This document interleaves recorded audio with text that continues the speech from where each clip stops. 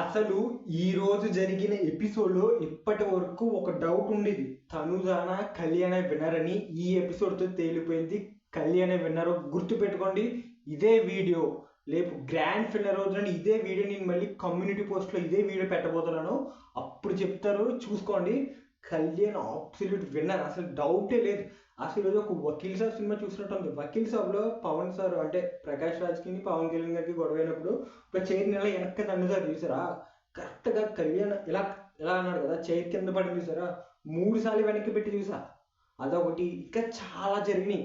Demand Pawan ఇలా neck పుచ్చుకున్నట్టు చూసారా, అదైతే నాకు హిందీ బిగ్ బాస్ గుర్తొచ్చింది. అసలు నిజంగా ఇప్పటి వరకు ఏ సీజన్స్లోని 1, 2, 3, 8 సీజన్స్ వరకు ఏ సీజన్లోని ఒక నామినేషన్స్ ఇంత హై ఇవ్వలేదు. ప్రతి కంటెస్టెంట్ది అవుట్ ఆఫ్ ది బాక్స్ వచ్చింది. అసలు అసలు నేను ఎప్పుడు ఒక ఫుల్ వీడియో చేయలేదు. ఈ సీజన్లోకి వచ్చి ఒక 5 నిమిషాలు పైబడి ఎప్పుడు వీడియో పెట్టలేదు నేను. అలాంటిది ఈరోజు కళ్యాణ్ గురించి, డిమాండ్ గురించి, రీతు గురించి, సంజన గారి గురించి, అందరి గురించి ఈ వీడియోలో మాట్లాడతాను. ఎప్పుడు 1 మినిట్ లోపే పెడతాను. ఈరోజు కొంచెం ఓపిక కట్టుకుని కుదిరితే పూర్తిగా చూడండి, బలవంతమేం లేదు. ఫస్ట్ కళ్యాణ్ నిజంగా ఇరగదీసాడు. అసలు గొడవ పడ్డాడు అన్నీ నాకు చాలా బాగా పాయింట్ ఇచ్చి కరెక్ట్గా చెప్పాడు. డిమాండ్ పవన్కి తను 100% జెన్యూన్గా హెల్ప్ చేద్దామని చెప్పాడు అన్నమాట. ప్రతిదీ కూడా రీతు మాట్లాడితే డైలాగ్ ప్రతిసారి ఎన్నిసార్లు నిజంగా మీరు నామినేషన్తో గమనించేస్తే రీతు ఎక్కువ మాట్లాడుతుంది. అసలు నచ్చలేదు నాకు అది. కళ్యాణ్ అయితే నిజంగా అసలు రఫ్ ఆడింగ్ చేశాడు. అసలు సూపర్. అసలు man of the match, man of the season ఎవరంటే కళ్యాణ్ అనే చెప్తాను నేను. గుర్తుపెట్టుకోండి, తల్లితో కాదు విన్నర్ కళ్యాణే. ఇది గుర్తుపెట్టుకోండి. ఇది వీడియో నేను ఎందుకు ఇంత చెప్తున్నానంటే, రేపు గ్రాండ్ ఫిన్నర్ రోజు నాడు ఒకవేళ తమిళ విన్నర్ అయినా కూడా నేను ఖచ్చితంగా పెడతాను. మ్యాక్సిమం కళ్యాణే విన్నర్ అవుతాడు, అందులో డౌటే లేదు. చాలా అంటే చాలా మంచి ఎపిసోడ్ ఇది. అసలు ఎంత హై వచ్చిందో. And demand Pawan Kalyan peak పుచ్చుకున్నాడు కదా. అయితే ఇది చాలా వరకు మనోడు అగ్రెషన్ మీద వెళ్ళాడు. బట్ అక్కడ కామ్గానే రే కళ్యాణ్ ఆగరా అంటూనే నెక్ పుచ్చుకున్నప్పుడు వెంటనే ఇమాన్యుయల్ వెంటనే తీసి కొంచెం ఏం సౌండ్ చేశారు. అప్పుడు కళ్యాణ్ కూడా రియాక్ట్ అయ్యాడు. కానీ అది ఇంటెన్షనల్ కాదని నేను అనుకుంటున్నాను.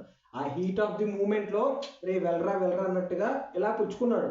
సో అదైతే ప్రోమోలో చూపించారు. నిజంగా అది ప్రోమోలో చూపించుంటే ఎన్ని గొడవలు అయ్యో. నిజంగా కింద కామెంట్స్లో వేసుకునేవారు. అందులో డిమాండ్ పవన్ దివ్య కన్నా ముందు డిమాండ్ పవన్ పంపించేసేవారు. అంతా హీటెడ్ అయ్యేది. బట్ ఇప్పుడు కూడా అంటే ఇది షూట్ చేసేటప్పటికి ఇంకా ఇన్స్టాగ్రామ్ రీల్స్లో కదా బాగా వైరల్ అయిపోతుంది రేపు మార్నింగ్ కల్లా. సో అది ఏమైతే తెలీదు. అది ఈ వీక్ అయినా డిమాండ్ పవన్కి ఎఫెక్ట్ అయిద్దో కూడా చెప్పలేం. ఎందుకంటే ఇలా ఇంటెన్షనల్ పుచ్చుకున్నాడు. వెంటనే ఇక్కడ ఇమాన్యుయల్ వెంటనే అడగడం వల్ల వెంటనే తీసాడు.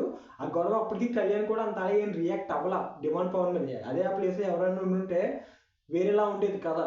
ఎందుకంటే డిమాండ్ పవన్కి కళ్యాణ్కి అండర్స్టాండింగ్ ఉంది కాబట్టి డిమాండ్ పవన్ రే ఆగరా అంటే ఇలా పుచ్చేసుకున్నాడు. ఇంకా నొక్కలేదు, మేము ప్రెస్ చేయలేదు, జస్ట్ ఇలా పీక్ మీద ఇలా చెయ్యెట్టాడు.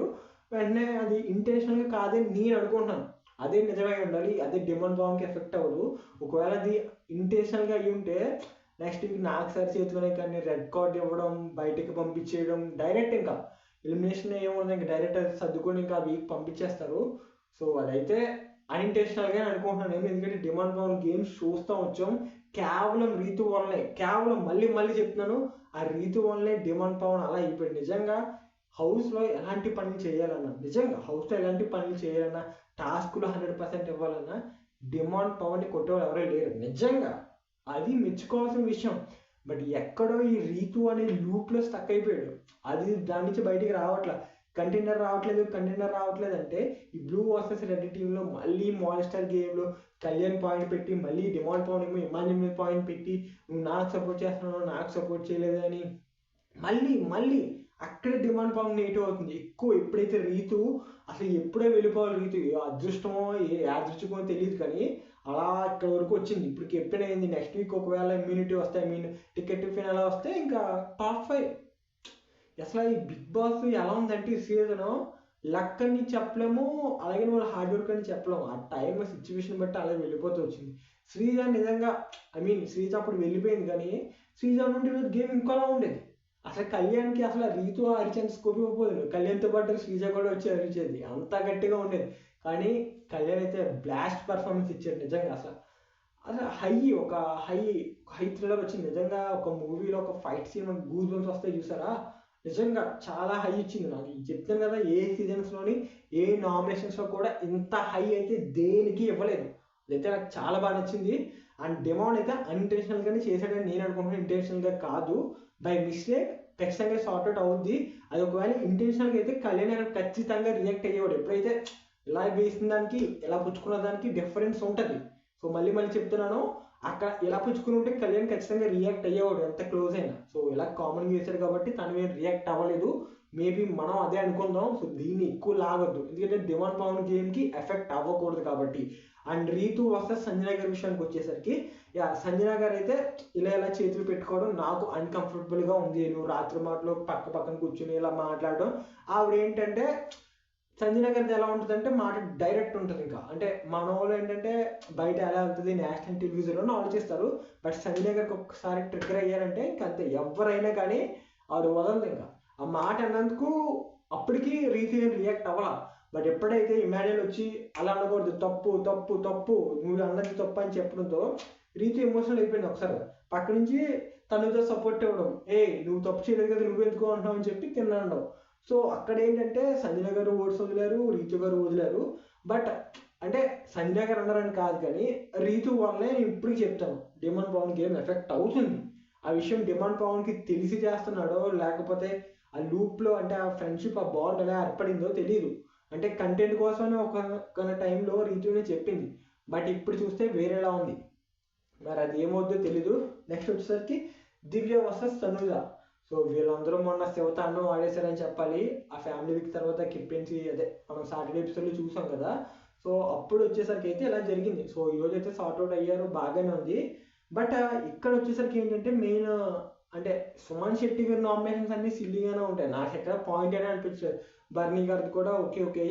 బట్ ఇక్కడ సంజన రీతు కానీ అసలు రీతు మధ్యలో ఎంటర్ అయింది. నిజంగా కళ్యాణ్ అక్కడ పవన్తో మాట్లాడుతున్నాడు, మధ్యలో రీతు రావడం అంటే ఇమాన్యుయల్ వచ్చాడు, తర్వాత మళ్ళీ రీతు రావడం వల్ల అది ఇంకా ఎక్స్టెండ్ వెళ్ళిపోయింది.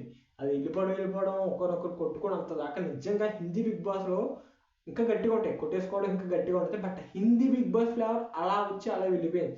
అదైతే నిజంగా చాలా హై. బట్ ఇది పుచ్చుకున్నది మాత్రం బయట ఎలా అవుతుంది అన్నది తెలియదు. ఇంకా రేపు మార్నింగ్ కల్లా ఆబ్వియస్గా వైరల్ అయిపోద్ది ఇది, ఈ రీల్ క్లిప్ అన్నది.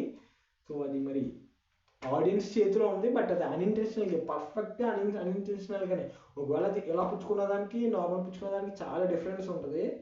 సో మేబీ అక్కడ అంటే ఎడిటర్ కూడా తెలియని చూడండి, కరెక్ట్గా పుచ్చుకున్నప్పుడు జూమ్ వేశాడు, జనాలు ఎక్కడ మిస్ అవుతారు అని. అండ్ కుర్చీ తిన్నప్పుడు కూడా కుర్చీకి ఒక జూమ్ వేశారు, మీకు గమనించారో లేదో. ఎడిటర్ ఇలాంటివి బాగా చేస్తున్నాడు. అండ్ ఎవరైనా ఏడ్చినప్పుడు వాళ్ళకి జూమ్ వేస్తున్నాడు. ఏంటంటే జనాలు బాగా కనెక్ట్ అవుతారని, వీళ్ళకి టీఆర్పీ బాగా వస్తుందని. సో మీరు నమ్మినా నమ్మకపోయినా కళ్యాణ్ విన్నర్ అవుతాడు, ఇది 100%. నిన్నటి వరకు అంటే ఈ ఎపిసోడ్ చూడనంత వరకు నేను కళ్యాణ తనుజ 50-50 అంటే ఎక్కడ ఓటు చూసినా ఇద్దరికి ఆల్మోస్ట్ ఈక్వల్గా వచ్చి. ఇప్పుడు చూసుకోండి, ఈ ఎపిసోడ్ తర్వాత నేను ఒక పోల్ పెడతాను, మన దాంట్లో మహా అయితే 1000 ఓటింగ్ జరుగుద్ది. ఓకే, ఆ 1000లోనే ఆ 1000 2000 అవ్వచ్చు, 2000 10,000 అవ్వచ్చు, తెలియదు కదా. సో మ్యాక్సిమం అన్ని పోల్స్ కూడా చెక్ చేస్తాను కాబట్టి నేను కళ్యాణ్ టాప్లో ఉంటాడు, అదే జరిగింది. చూసుకోండి, ఇది నా హామీ. అండ్ ఈ ఎపిసోడ్ మీకు ఎలా అనిపించింది? కళ్యాణ్ కరెక్టా, డెమాన్ కరెక్టా, రీతు కరెక్టా, సంజన గారు కరెక్టా? ఇక్కడ మళ్ళీ చెప్తున్నాను, ఒకటి కరెక్ట్ ఒకటి తప్ప అని చెప్పను. వాళ్ళ ఎమోషన్స్ బయట పెట్టే పద్ధతిలో కొంతమంది నోరు జారుతారు, కొంతమంది కంట్రోల్ తప్పుతారు. సో అదే జరిగింది ఈరోజు. ఎవరి అవదని కరెక్ట్ కాదు. వాళ్ళు మళ్ళీ రేపు మార్నింగ్ నార్మల్గానే ఉంటారు, మనం నార్మల్గానే ఉందాం. డిమాండ్ పవర్ని దయచేసి ఎక్కువ ఎక్స్టెండ్ చేయకండి. తను అన్ఇంటెన్షనల్గానే చేశాడు. మ్యాక్సిమం ఈ విషయంపై సార్ట్అవుట్ అవుద్ది త్వరలోనే. మీకు ఎలా అనిపించిందో కింద కామెంట్ చేయండి. And thank you for watching.